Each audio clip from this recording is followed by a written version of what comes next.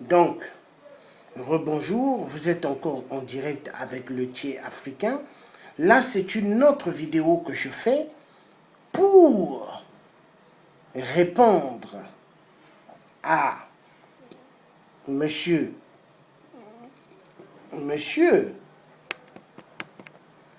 Wabari Mariotti ainsi que son ami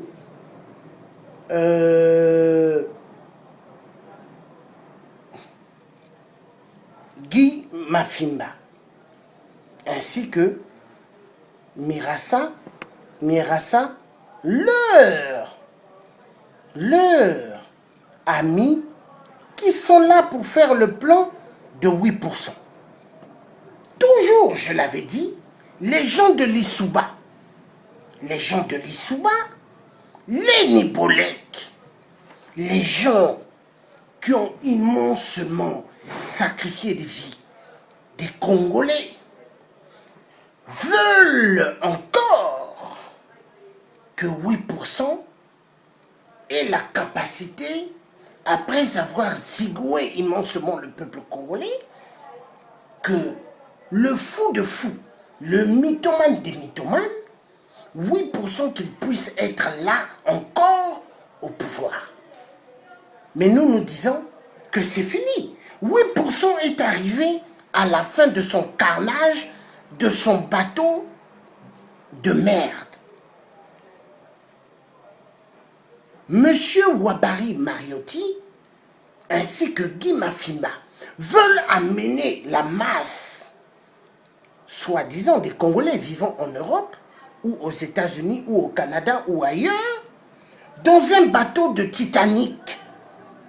Mais nous disons ceci, il n'y aura pas de bateau de Titanic avec vous.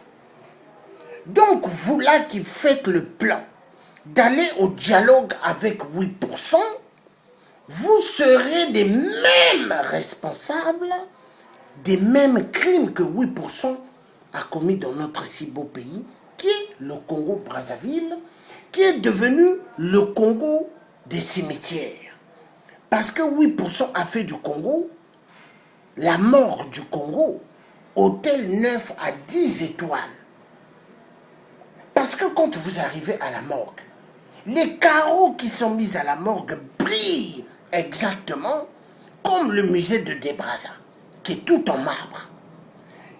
Pendant ce temps, le peuple congolais, on les prive des nivaquines, on les prive de l'aspirine, qui sont des choses, des petites choses élémentaires, mais au fait, qui peuvent sauver immensement des vies.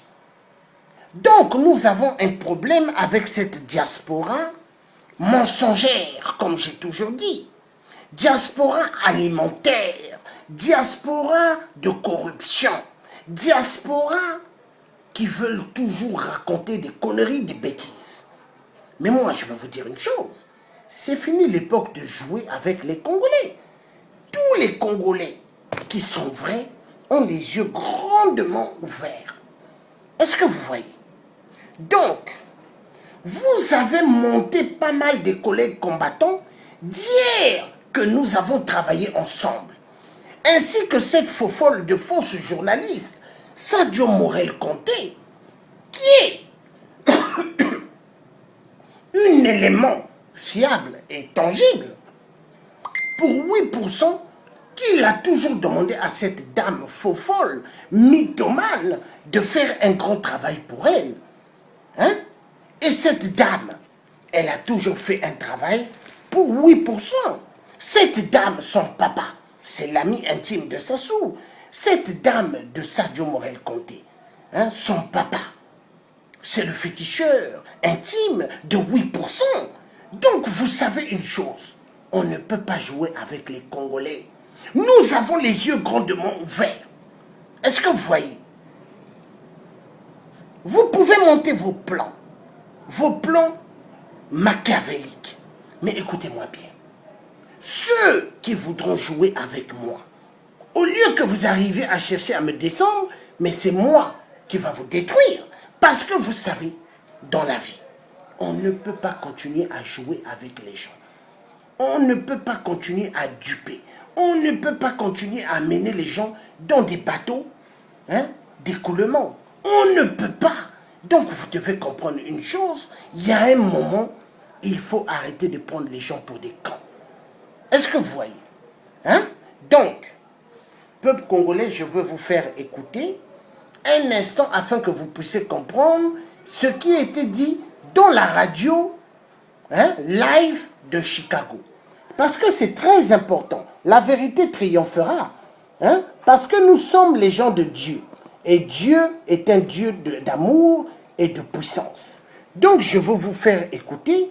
Comme ça, vous allez comprendre qu'est-ce qui se passe dans cette diaspora de corrompus dans la place de Paris. Écoutez, voilà. De la communauté, nous sommes le dimanche aujourd'hui. Écoutez. Invité de ce journal, monsieur Ouabary Mariotti. Ouabary Mariotti, membre de la communauté congolaise de France et ancien ministre de la Justice sous le gouvernement du professeur Pascal Lissouba. Il est également le représentant en Europe de la Fédération de l'opposition congolaise. Alors bonjour monsieur Ouabary. Bonjour, bonjour. Et bonsoir également, tout dépend donc de votre position sur le globe avec le décalage. Bonsoir, c'est ce qui pourrait éventuellement marcher pour vous. Alors, vous êtes notre invité aujourd'hui. La première question qui me vient à l'esprit, monsieur Ouabary, on entend, on parle de vous comme un ancien membre du PCT. Non, j'ai jamais été au PCT. Jamais de ma vie. J'ai été membre du Parti congolais du travail, sous le parti État. J'ai eu certainement des responsabilités importantes dans les rouages de l'État congolais. Je n'ai jamais été au PCT. Écoutez bien, jamais été au PCT. S'il vous plaît. Je n'ai même pas fait de demande pour être membre du PCT. Ça ne m'intéressait jamais à l'époque. Mais je suis, depuis 1992, membre de l'UPADEF. Voilà, c'est comme ça qu'on vous a connu, mais vous êtes une grande personnalité. Vous avez été, je dirais, un grand proviseur de lycée à Pointe-Noire. Ah oui, j'ai été proviseur du lycée de 72 à la 76, du temps où l'école avait encore un sens au Congo, du temps où les lycées fonctionnaient bien, du temps où la sanction à l'école existait, du temps où la discipline à l'école existait. J'ai été proviseur et ça se passait très bien. Vous pouvez demander à mon nombre d'élèves qui étaient au lycée Victor Gagneur, par la suite j'étais au lycée Karl Marx, quand j'y étais, ça se passait très bien. C'est le temps maintenant où toutes les valeurs de l'école ont été purement et simplement mises au rabais. Voilà, je crois que quand vous aurez le pouvoir encore, vous allez remettre tout cela vous voyez, quand vous aurez le pouvoir monsieur encore, Ouabary, cherchez le pouvoir. Écoutez, oui, attendez, écoutez, l'opposition, je suis écoutez. membre Toujours les gens de Lissouba, les tueurs. L'opposition congolaise. Et ce monsieur Ouabary, en Europe, ancien ministre à l'époque de Lissouba, justice, il a fait le temps, mais il veut encore revenir. Écoutez. Pour ça, demain, si nous revenons au pouvoir, nous verrons que ces valeurs seront restaurées.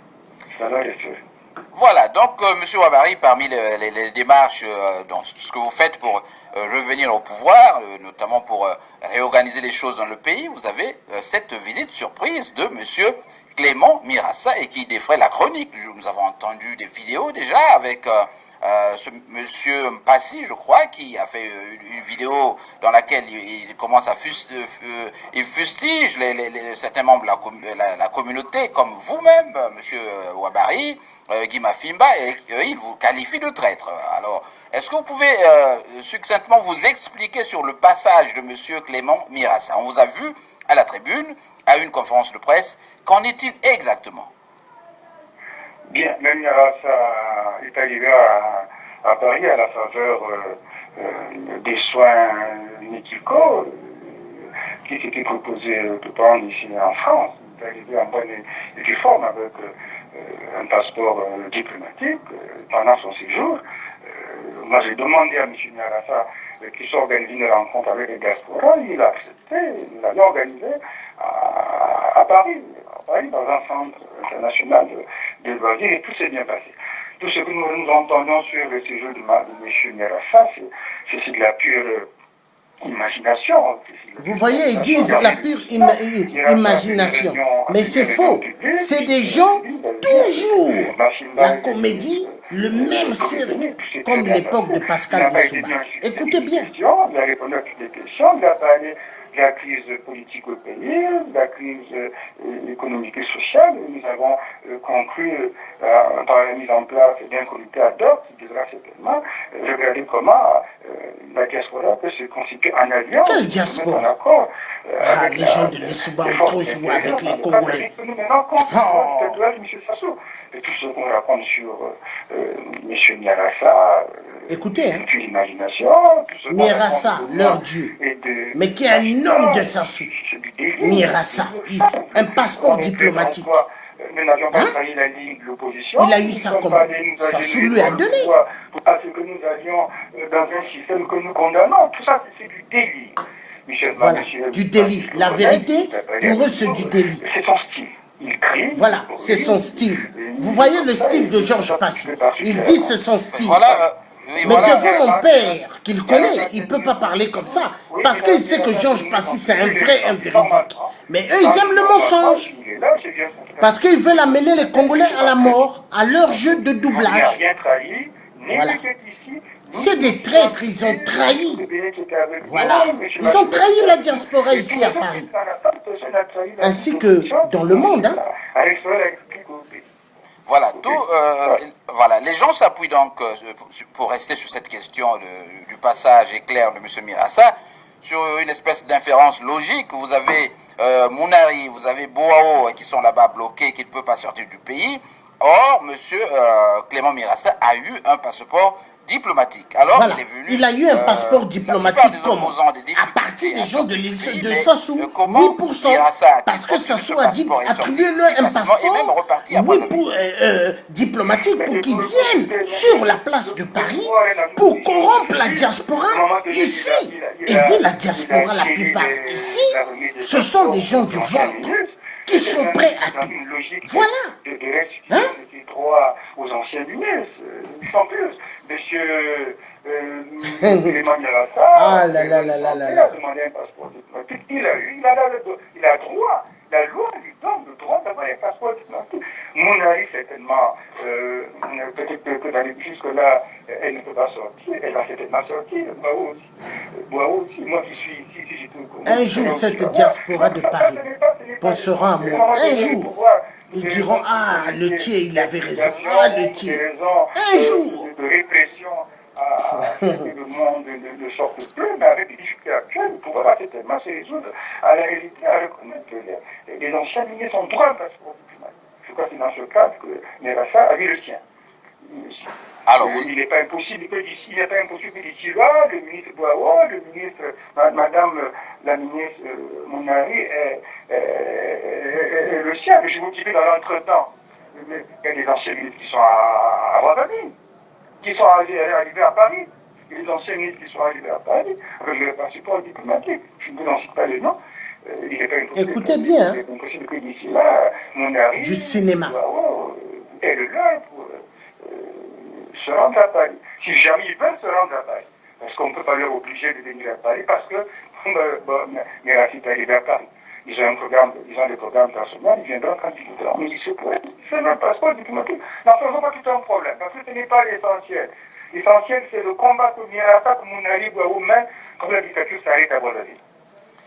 Voilà, vous parliez voilà, il dit même que la dictature s'arrête à Brazzaville, mais dans cette diaspora ici des salles à Paris, il y a une dictature. Est-ce que vous avez commencé déjà des négociations ou bien des consultations il s'agit par exemple de faire des réunions là-bas? entre les Nibonais, ils ne se rassemblent pas avec les Laou ou les Bakongo ou les Vieux ou les Téké.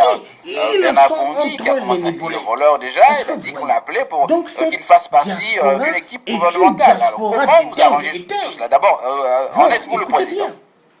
Là, vous êtes... Je ne sais pas si écoutez bien, il est sur la radio Chicago. Écoutez bien ce qu'il dit. Hein? Congo Chicago. Hein?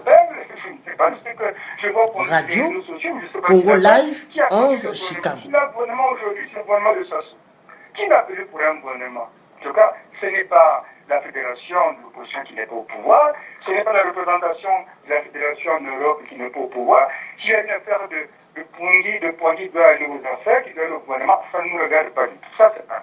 Deuxièmement, nous avons décidé de créer les conditions, de resserrer les rangs de toute la diaspora ici en Europe, parce que nous sommes un pays dispersé.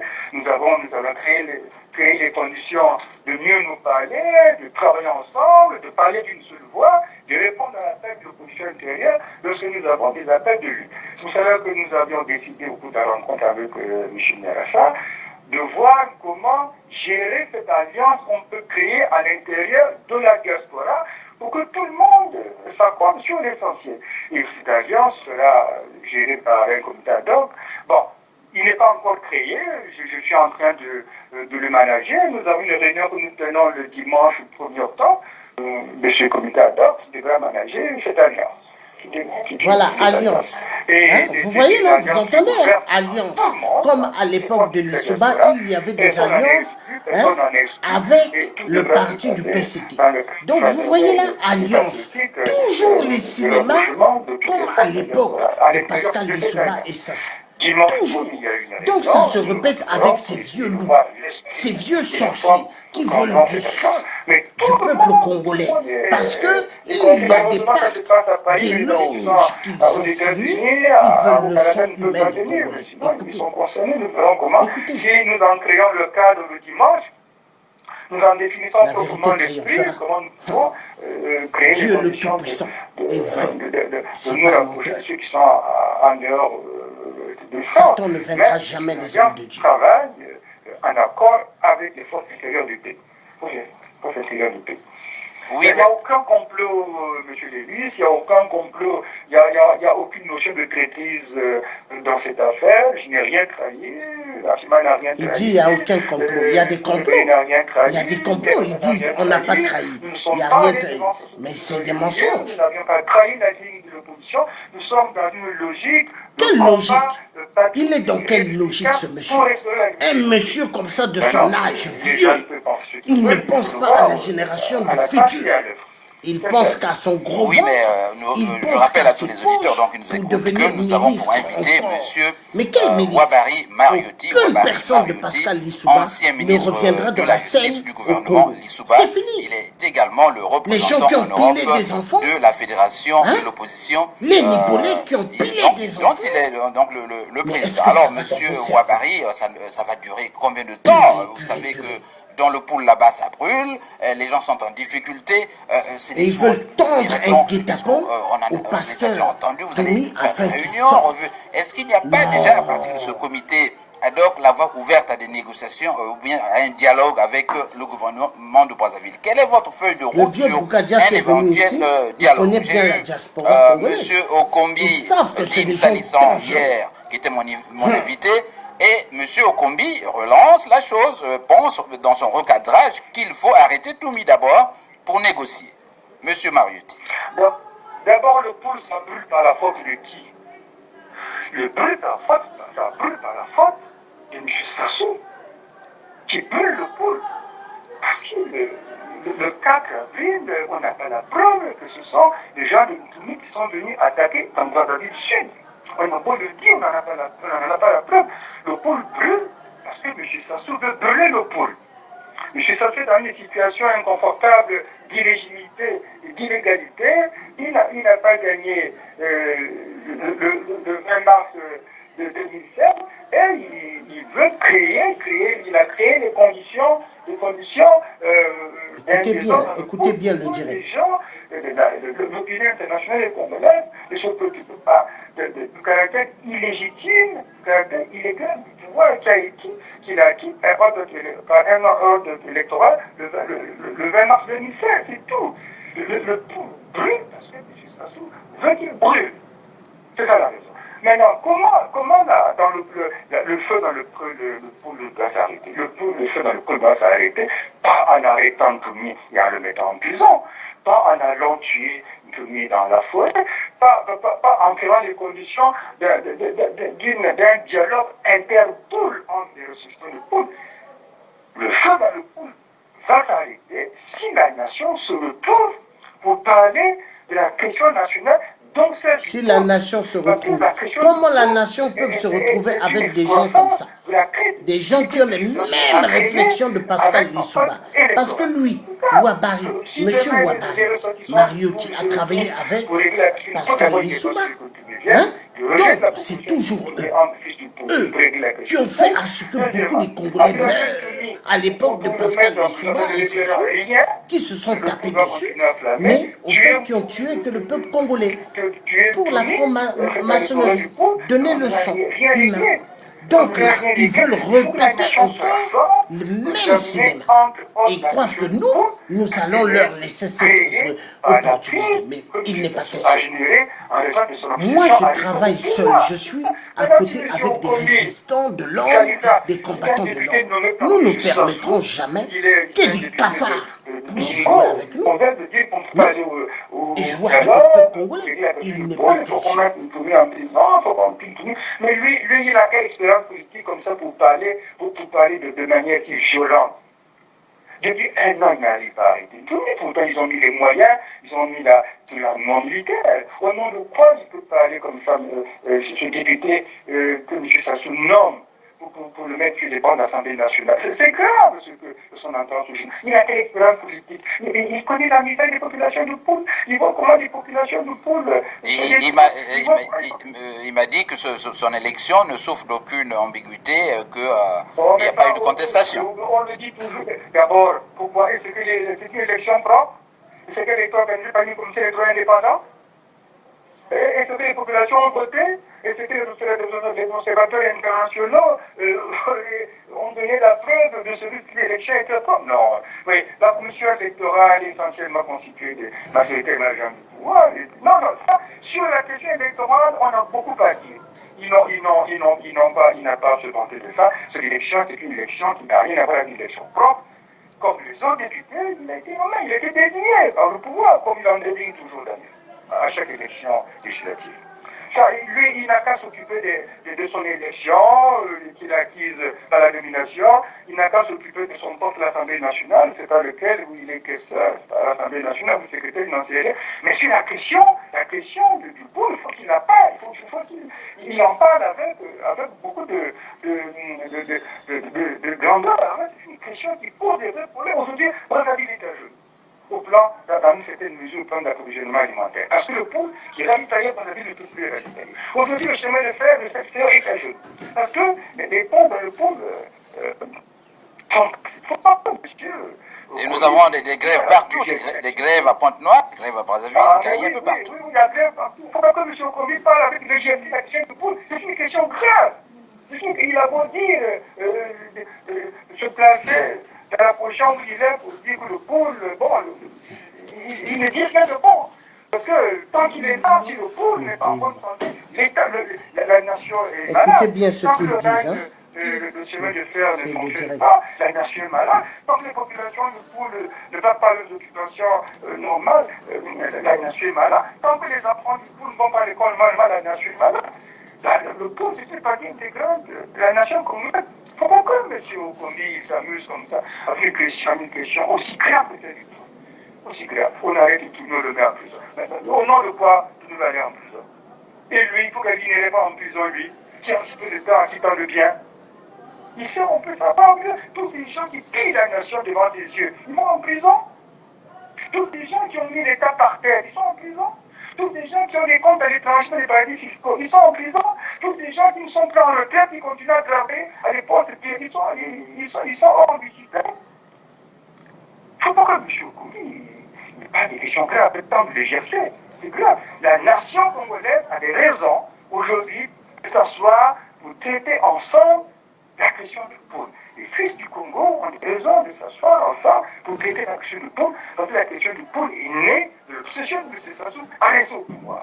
Voilà, c'est ça. Et d'ailleurs, toutes les solutions qu'ils vont proposer sont à l'Assemblée de la Nation, à propos du pôle, ils seront toutes. Et c'est les mêmes gens qui veulent tuer encore les Congolais au Congo. Il faut même si tu me tournes demain dans la forêt, l'action pour n'est pas réglée. Si tu me tournes demain en prison, l'action pour ne sera pas réglée. L'action de pôle, c'est faire asseoir la nation entière. dans le PPT, dans les membres du PPT, pour que de parler de cette question. La radio de la communauté, nous avons donc pour invité, je vous le rappelle, pour ceux qui viennent de prendre l'écoute, Monsieur Ouabary Mariotti, qui est membre de la communauté, un membre influent de la communauté congolaise de France et ancien ministre du régime Lissouba, représentant en Europe de l'opposition, la Fédération de l'opposition congolaise. Alors, Monsieur Mariotti Ouabary, vous avez la 72e Assemblée générale de l'ONU qui venait de se tenir. Le Congo a participé avec une déclaration de M.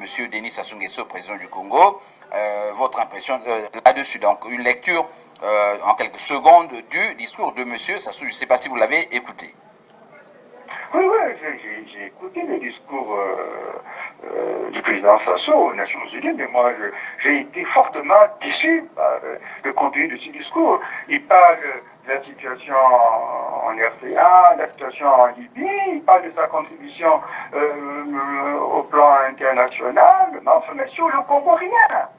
Il parle du Congo à la fin. Le Congo est un pays qui a fini ses institutions, qui va les mettre en place. Bon, la démocratie est en marche.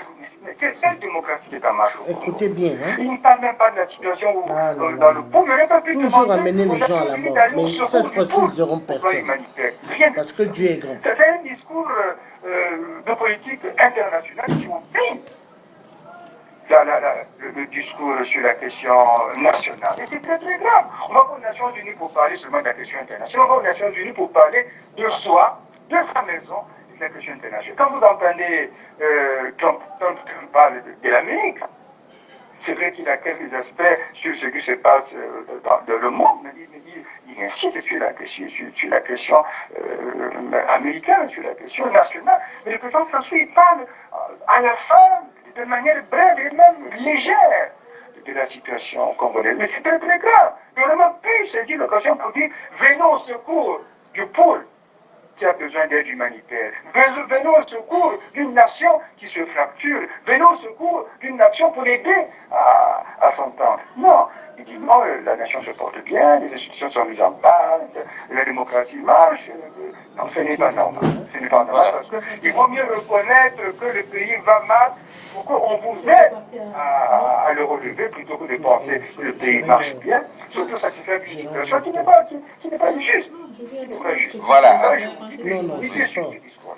Voilà, la situation donc du Congo, Trump s'en est indirectement ou bien de façon accessoire, s'en est préoccupé au cours de sa déclaration. Il a parlé du système des Nations Unies. Vous savez qu'il a, pendant sa campagne présidentielle, fait des critiques acerbes contre cette institution. Il croit que l'ONU est non seulement corrompue, mais a une administration lourde. Il faut des réformes. Vous savez, l'ONU est très critiquée au Congo démocratique, chez nous-mêmes. Vous avez des observateurs qui vont partout superviser les élections. Le cas le plus probant, c'est celui du Kenya, où ces observateurs sont allés, ceux de l'ONU et de l'Union africaine. Et après, les choses se sont révélées tout à fait fausses, au point de douter donc de la crédibilité de ces missions d'observation. Alors, Monsieur Mariotti, quelles sont les clauses pour vous à l'ONU qui paraissent mauvaises ou bien qui ne permettent pas le développement des Africains ou qui ne permettent pas d'équilibrer les rapports entre le Nord et le Sud, parce que nous avons constaté qu'effectivement ces rapports sont, à mon avis, des rapports de subordination. Est-ce que l'ONU doit être réformée? Sur quelle base? Quelles sont les institutions qui vous gênent?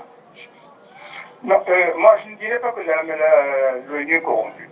Je ne peux pas me hasarder à dire que l'ONU est corrompue, mais je dis que l'ONU est une machine lourde qui n'est plus fonctionnelle et adaptée à l'ère du temps. C'est ce que je vous ai dit tout à l'heure. L'ONU est vieille, elle a été créée au lendemain de la Seconde Guerre mondiale. Bon, la Seconde Guerre mondiale, et aujourd'hui, l'eau a coulé sous les ponts. Ça fait très longtemps. Il faut une assemblée générale spécialement consacrée à l'actualisation des Nations Unies. Il faut que les Nations Unies fonctionnent à l'ère du temps. Il faut que les Nations Unies fonctionnent en tenant compte de la situation actuelle dans le monde. Parce que les Nations Unies, bon, ça a été créé à l'époque, les institutions ont été mises à l'époque en place sans tenir compte de ce que nous savons aujourd'hui. Je ne dirais pas que l'ONU est corrompue, mais elle a besoin d'être réformée. Parce que ça ne répond plus et peut adapter à la situation actuelle. Bon, maintenant les rapports, c'était bon que les Africains, dans le débat, pourraient introduire des clauses pour mieux adapter la situation du continent africain dans le contexte international. Mais je tire comme ça d'une manière globale ce qu'il faut faire, ce n'est pas bon. Il faut un débat. Il faut un débat sur le fond des Nations Unies, comment il fonctionne aujourd'hui, comment il devrait fonctionner aujourd'hui par rapport à son état formel. Oui, vous avez, par exemple, la question du droit de veto. Allô? Vous avez, par exemple, la question du droit de veto. Oui, moi je suis opposé à la question du droit de veto, moi, sur le principe. Je crois qu'il faut sur de grandes questions un consensus. Il faut sur de grandes questions un consensus. Le veto, ce n'est pas bon. Vous pouvez être mal intentionné, mais de fois, vous mettez un veto, et puis la chose se brise. Je suis pour la formule d'un compromis, la formule d'une solution par consensus. Par consensus. Les Nations Unies, le Conseil de sécurité se retrouve, bon, c'est une question, le consensus se dégage, et puis on tire le délibéré, plutôt que de s'opposer pour s'opposer à une décision que la majorité voudrait prendre. Donc je suis opposé au veto, à la notion de veto, mais je suis pour que les Nations Unies arrivent à la formule d'un consensus général sur les questions qui sont l'étude. Voilà. Le veto a un côté criminel. Bon, supposons que quelque part, on a besoin d'aide humanitaire. Donc vous êtes opposé à cette aide humanitaire, vous posez votre veto, et ce n'est pas normal. Je suis pour la formule d'un consensus sur les questions générales, plutôt que d'opposer un veto comme les choses se font actuellement aujourd'hui aux Nations Unies. Voilà, M. Maruti, avant de terminer, nous allons aborder ce que j'appelle ici au journal de la communauté la question de proximité.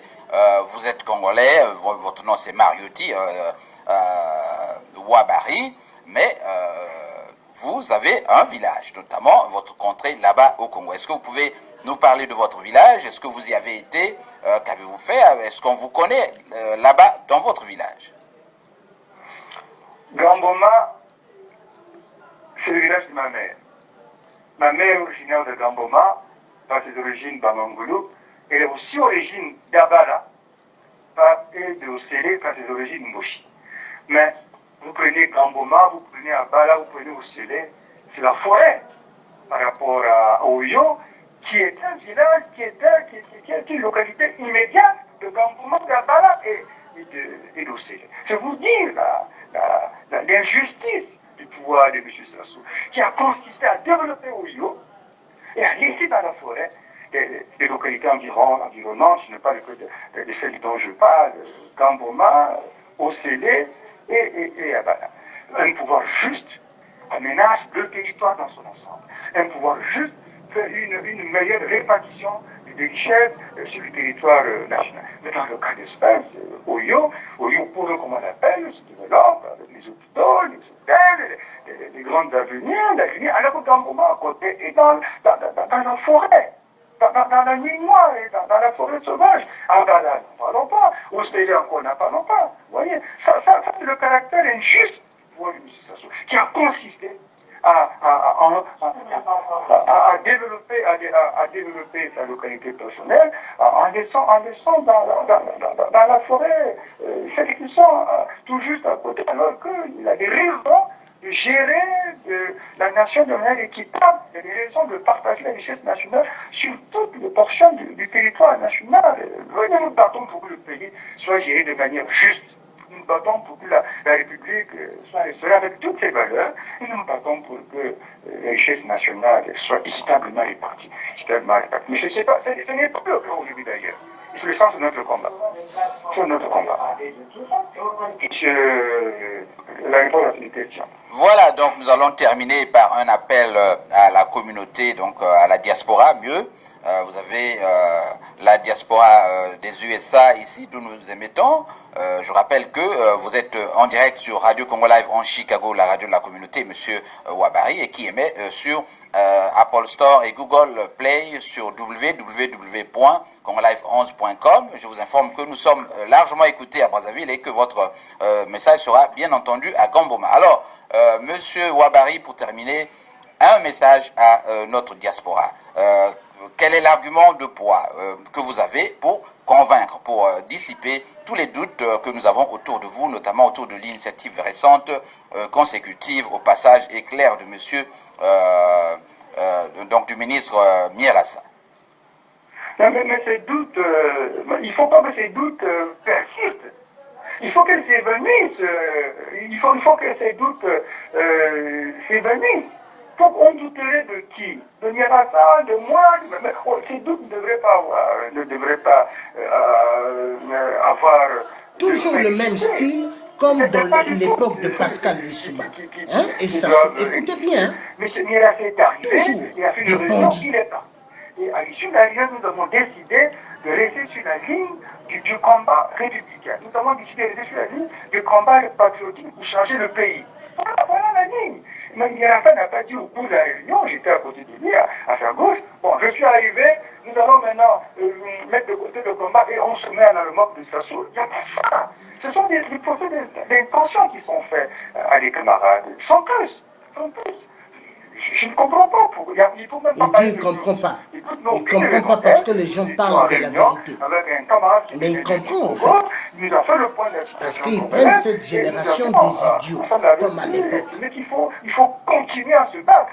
Il faut continuer à se battre pour que la dictature soit érasée. Il faut continuer à se battre pour la dictature qui brise la nation, qui fracture la nation. Il faut continuer à se battre contre la dictature, mais eux-mêmes ce sont des dictateurs. Tout le clan de l'Issouba, c'est les mêmes. Reptiliens comme Sassou Nguesso. La diaspora doit redoubler de vigilance. La diaspora doit resserrer ses rangs. La diaspora doit se mettre à l'écoute du combat intérieur, du combat des forces intérieures, pour que le moment venu, d'un seul élan, nous allions en assaut de cette dictature qui nous écrase aujourd'hui. Parce que moi je crains que ces doutes fragilisent. Ces doutes soit le fait de ceux qui tiennent le pouvoir. Je peux aussi leur rendre l'ascenseur. Bon, il dit, je peux aussi leur rendre l'ascenseur. Mais moi, le tiers africain français, l'homme véridique, j'attends que son ascenseur qu'il envoie, parce que les gens de l'Issouba, nous, on va commencer maintenant à les casser, parce que nous connaissons leur plan. À l'époque de l'Issouba et des Sassou, j'ai perdu immensément d'amis et immensément des cousins, des neveux qui sont morts, des balles en pleine tête. Hein? Donc eux, ils croient que nous, on va continuer à regarder leur série. Mais non. Voilà, merci donc à vous, Monsieur Ouabary, et bon dimanche là-bas en France. Il est exactement 12h13 à Chicago et c'était donc le journal de la communauté. À la prochaine occasion. Donc, vous avez bien suivi, mes chers frères, amis, vous avez bien écouté ce que M. Ouabary, l'acteur du cinéma, du même cinéma que Pascal Lissouba a fait à l'époque avec Sassou Nguesso, ont eu affaire. Et après, on massacrait le peuple congolais. Donc, là, ils veulent faire un truc avec Mierassa, qui a eu un passeport diplomatique, mais il a eu le passeport diplomatique comment? Il a eu le passeport diplomatique par le clan Sassou Nguesso, parce que Mierassa, c'est un homme de Sassou. C'est un élément qui travaille comme informateur pour 8%. Donc, 8% l'ont envoyé une mission à accomplir sur la place de Paris afin de bluffer le peuple congolais qui sont ici, la diaspora soi-disant congolaise, parce qu'ils ont un plan. Leur plan, c'est quoi? C'est de voter afin que 8% puisse stagner toujours là en tant que dictateur et président du Congo. Mais c'est fini. Nous connaissons tous les cinémas, tout leur blabla qu'ils peuvent dire. Pourquoi John Bennett, qui a condamné leur cinéma, mais John Bennett parce que c'est quelqu'un qui est clair et véridique, il l'a condamné parce qu'il a compris qu'ils ont un jeu terrible derrière. Mais moi je vais dire ceci. Monsieur Ouabari, Mariotti, il croit que l'époque, son époque à lui, et l'époque du Verseau, c'est la même époque du poisson pour duper le peuple congolais et pour continuer à tuer le peuple congolais.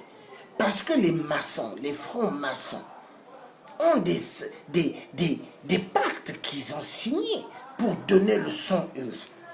Donc ils se disent qu'ils pourront continuer à tuer le peuple congolais parce que ce sont des maçons. Peuple congolais, mes chers compatriotes, mes chers frères et sœurs, s'il vous plaît, nous avons un grand devoir à faire. C'est de s'occuper d'écraser tous les francs-maçons. N'acceptons plus que des maçons puissent venir faire la pagaille dans notre si beau pays qu'est le Congo-Brazzaville ou d'aller faire la pagaille dans notre continent qui est l'Afrique. L'Afrique n'est pas pauvre. L'Afrique est immensement riche.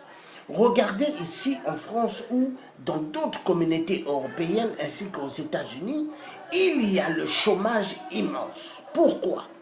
Parce que les Occidentaux se sont dit qu'ils peuvent voler les minéraux en Afrique et continuer à appauvrir l'Afrique.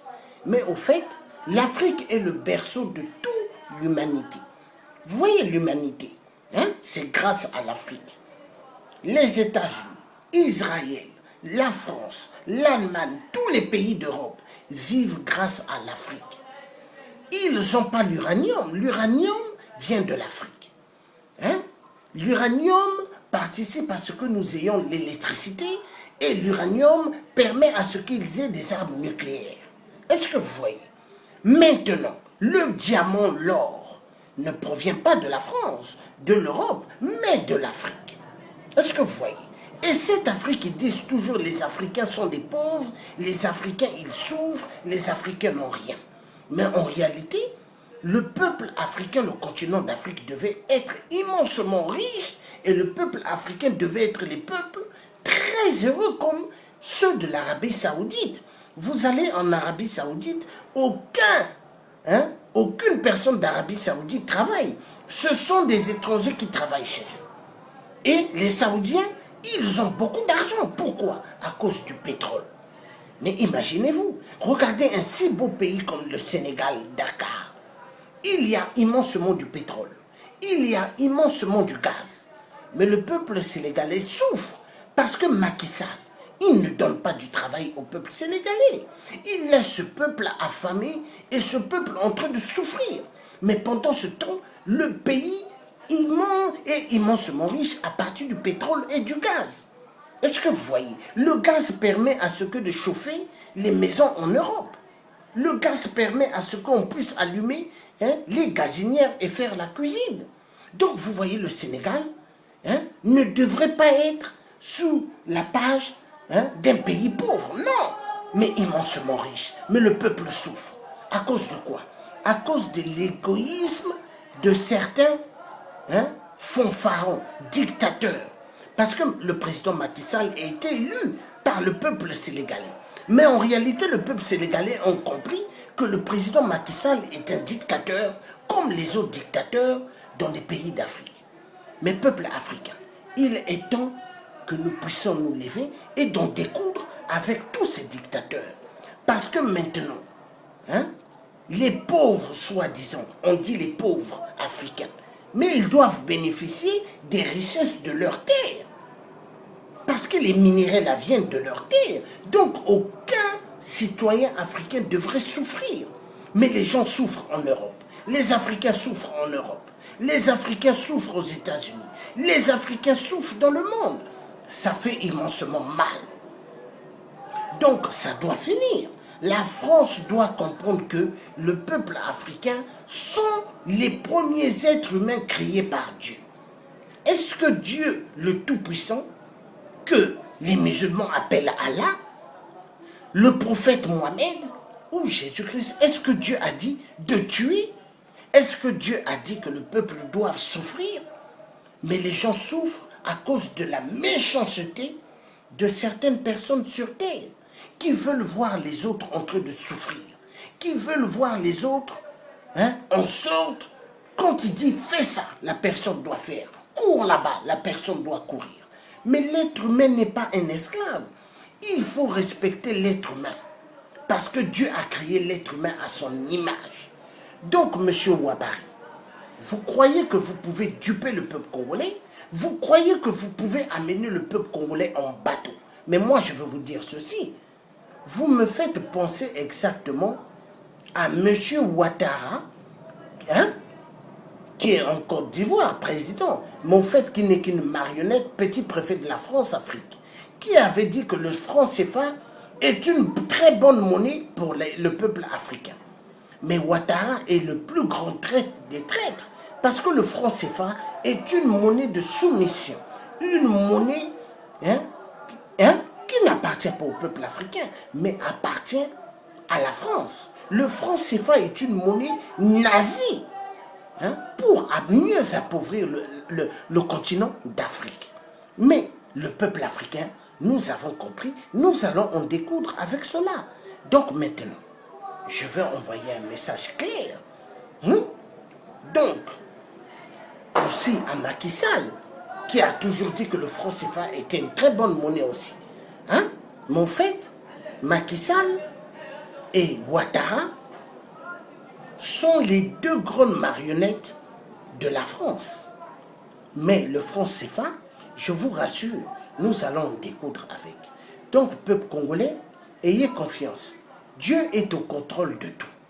Les gens de l'Issouba croient, pour eux, ils se disent, ils croient qu'ils pourront continuer à malmener le peuple congolais. Mais c'est fini. L'époque de l'Issouba et de Sassou, d'avoir eu à tuer le peuple, d'avoir eu à violenter les jeunes filles sexuellement et à tuer et à violer des enfants, des enfants. Parce que nous avons affaire à des grands pédophiles au Congo, nous avons affaire à des violeurs qui ne respectent pas la femme. Mais la femme, il faut la respecter. La femme porte un enfant 9 mois. La femme porte un enfant 6 mois. Parce que vous avez des femmes qui accouchent des enfants prématurés à 6 mois. Donc vous avez des femmes qui mettent au monde 9 mois. Mais la femme, il faut la respecter. La femme africaine, elle n'est plus respectée. On la violente sexuellement, on la tue, on la prend pour un rien. Mais moi je dirais ceci, il faut maintenant que les dictateurs en Afrique respectent la femme africaine. Et à bon entendeur, salut, je ne vais pas rester longtemps, que Dieu vous bénisse. Partagez énormément ces vidéos, parce que ces vidéos doivent réouvrir les consciences des gens qui sont endormis, parce qu'il y en a marre. Donc à bientôt, vous étiez en direct avec le Thier africain et français. L'homme qui n'a pas peur de dire la vérité, l'homme qui a Dieu à côté de lui, l'homme qui a le charisme de toujours dire la vérité, parce que Dieu aime la vérité. Mais les gens menteurs, les gens qui veulent doubler le peuple, les gens qui veulent envoyer le peuple à la mort, ceux-là, ils n'aiment pas la vérité. Et la vérité triomphera. Donc là où ça sent mauvais, nous devons dire que ça sent mauvais. Là où on veut amener le peuple dans un bateau de Titanic pour qu'il y ait plus de morts encore au Congo, Brazzaville, nous nous disons c'est fini. C'est fini les jeux des éléments de l'Issouba qui vont duper le peuple congolais. C'est fini. Donc M. Ouabari, Mariotti, ainsi que Guy Mafimba, ainsi que leurs parents, Miarassa, donc les opposants, mais du ventre. Ils croient qu'ils peuvent nous amener en bateau, mais détrompez-vous. Sassou Nguesso, c'est sa fin. Il ne sera plus là, au nom de Dieu. Il a trop tué au Congo. Et là, pendant qu'il est aux États-Unis, dans le sommet de l'Union, hein, États-Unis, hein, aux États-Unis là-bas, hein, Nations Unies, une grande conférence, Sassou est là-bas, mais pendant ce temps, on tue au poules énormément. Donc Sassou doit comprendre que sa fin, hein, ça sera là. 2017, Sassou ne fêtera pas Noël. Vous allez voir. Dieu est le Tout-Puissant et Dieu, c'est le roi des rois. C'est lui qui a créé toutes choses et il écrasera tout le jeu de Sassou Nguesso. À bon entendeur, salut. Hein? Salut, vous êtes en direct avec le Thier, africain et français. Georges Passy. On est ensemble. À bientôt. Bye bye.